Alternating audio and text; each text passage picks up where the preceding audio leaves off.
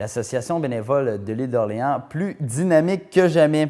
L'organisme d'entraide offrant divers services favorisant le maintien à domicile de personnes âgées, malades ou en difficulté sur le territoire de l'île d'Orléans sollicite l'aide de la population pour les aider dans leur démarche. Donc, vous pouvez contribuer à leur succès en devenant bénévole ou soit en faisant un don en argent. Donc, pour parler de ces deux enjeux, je rencontre Pierre Perrault, qui est propriétaire de la pharmacie Pierre Perrault, qui est le nouveau président depuis l'année 2013 de l'organisme, et également un administrateur, André Toupin. La mission de l'Association bénévole de l'île d'Orléans est tout simplement d'aider toute personne qui a des besoins. Donc, peu importe son âge, peu importe sa situation, c'est la mission de la bio.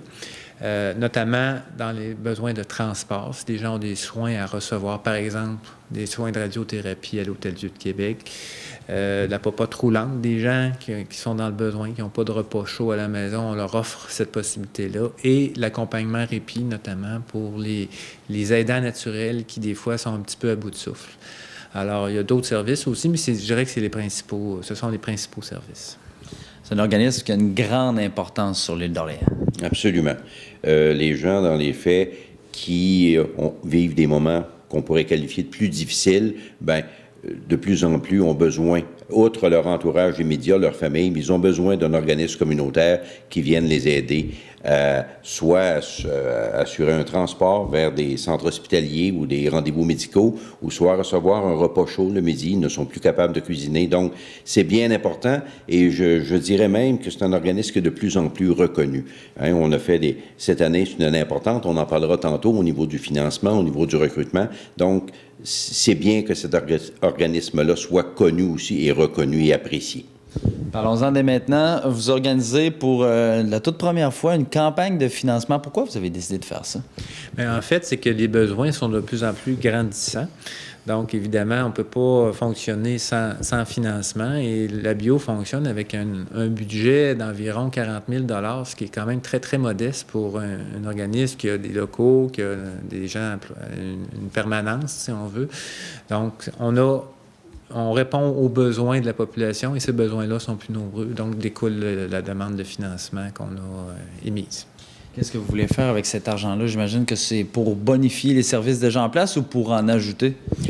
Permets-moi, Maxime, il y a une campagne de financement qui a été tenue, qui se tient encore depuis le début de l'année 2013. Puis il y a aussi une activité de financement en parallèle à cette campagne-là qui va se tenir fin mai, début juin. Donc, des bénévoles de la bio qui se sont lancés dans une activité à risque, à haut risque peut-être pour chacun, donc une pièce de théâtre. Puis on invite les gens, donc le 31 mai, le 2 juin et le 7 juin prochain à venir nous voir à l'espace Félix Leclerc. Qu'est-ce qu'on fera avec cet argent-là? C'est bien sûr que ça nous permet d'être plus visibles. On a fait des belles choses. On s'est créé un site web cette année. Donc, c'est important pour les gens de pouvoir communiquer avec nous via ce site. Et aussi, la visibilité, c'est bien important. Il y a des gens nouveaux qui demeurent à l'île et qui ont des besoins. Et l'association n'est pas toujours connue. Il faut toujours se battre et toujours revenir à la charge pour se rendre visible. Donc, cet argent-là va servir en majorité dans ces projets-là de visibilité. En parlant d'argent, il y a un autre enjeu important, mais c'est le nombre de bénévoles qu'on a pour fonctionner. Alors, vous êtes également en période de recrutement. Oui, on est en période de recrutement. On aimerait bien avoir des gens qui viennent se joindre à nous. Pour assurer aussi les gens, chacun doit suivre un code d'éthique. Donc, il y a comme des obligations à remplir, mais c'est pas très compliqué. Et on espère avoir beaucoup de bénévoles de tout âge. C'est pas nécessairement des gens à la retraite, des gens qui peuvent donner quelques heures par semaine, mais ils seront toujours les bienvenus. J'imagine que plus on a de bénévoles, plus on est capable au niveau de l'organisme de faire une différence dans le milieu. Maxime, on dit toujours que la population est vieillissante. Hein? Ça, c'est un lieu commun maintenant. Mais il faut dire aussi que le groupe de bénévoles des organismes communautaires est aussi vieillissant. Parce que des personnes qui ont pris leur retraite depuis un certain temps. Donc, ce qu'on souhaite, c'est que combler cet essoufflement-là par des gens plus jeunes. On pense toujours que les gens qui sont bénévoles, ils n'ont rien d'autre à faire. C'est un mythe urbain, cela. Bien souvent, en tout cas, nos bénévoles, la quarantaine de bénévoles de la bio, si vous voyez les agendas, on s'en parle parfois, c'est chargé, mais ils consentent à donner quelques heures par semaine pour le bien-être de leur communauté, des leurs concitoyens, concitoyennes. Donc, les jeunes retraités, dans la cinquantaine, qui souhaiteraient, qui ont le goût de donner puis qui se sentent les capacités, c'est quand même pas si exigeant. Il s'agit d'avoir de l'empathie, de la compassion, il s'agit d'aimer les autres, d'aimer le monde. Ben n'hésitez pas, on s'adaptera. Dans les faits, notre coordonnatrice, Mme Beaulé, va s'adapter à vos disponibilités.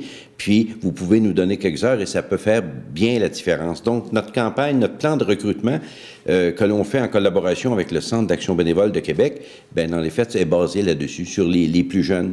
C'est sûr que les gens dans la population encore actifs, bon, peut-être qu'ils ont moins d'heures, ils ont une jeune famille et tout, mais les jeunes retraités, là, c'est notre clientèle cible cette année.